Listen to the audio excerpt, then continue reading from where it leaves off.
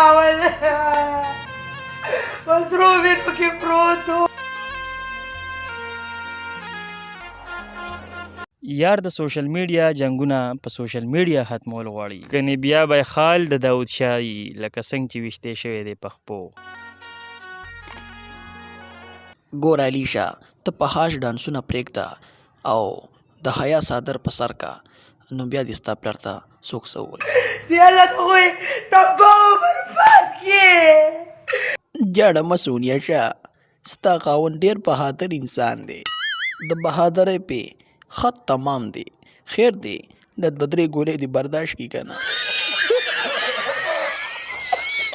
زه دا پرېږده علیشه، ته راته ووایه چې دا ویشتی چا دی په دې خپو باندې؟ ټول کار د صدر اکبر خان دی. زیارت ګل صدر اکبر خان جان حبیب او جان حبیب دی. یو خبره کوم سونیا شاه او علیشه، خفه کېږئ مه ځکه چې تاسو د چرګې نه سیوا ورکړې ده. رښتیا دې وویل. دا ته څنګه خبرې کوې لاټونه؟ هغوی باندې خفګان دی او ته داسې وایې. یار توتې ګوره د خبرې مطلب مې دا دی چې دوی د حیا صادر واغوندي او په حیا عزت دې کور کښېني، نو که دوی ته چا څه وي بیا راشي زما نه سر قلم کې که نه څنګه مینهوالو. لاټینه رښتیا وایې. څنګه خو د چا میږي هم نه دی اثر کړی.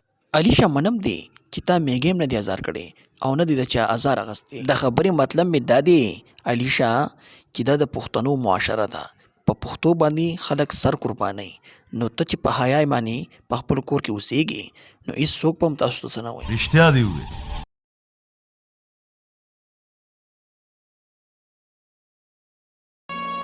ملګرو زما سیکنډ چینل LM Extra سبسکرایب کړئ، ډېره مننه.